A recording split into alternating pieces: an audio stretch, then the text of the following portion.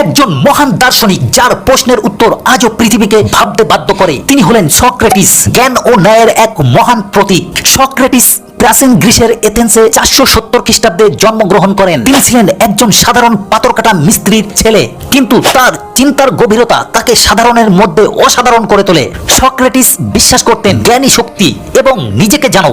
তিনি নিজেকে শিক্ষিত করতে কোনো লেখালেখির উপর নির্ভর না করে প্রশ্ন করার মাধ্যমে সত্য সন্ধান করতেন। এইভাবে তিনি দর্শনের পথে এক নতুন অধ্যায়ের সূচনা করেন, প্রশ্নের মাধ্যমে সত্যকে খুঁজে বের করার এক অভিনব পথ। তিনি বিশ্বাস করতেন যে প্রত্যেক ব্যক্তির ভিতরে ন্যায়, সততা ও জ্ঞানের বীজ রয়েছে। তার শিষ্য প্লেটো এবং অ্যারিস্টটল সক্রেটিসের চিন্তাধারাকে এগিয়ে নিয়ে গিয়ে পশ্চিমা দর্শনের ভিত্তি স্থাপন করেন।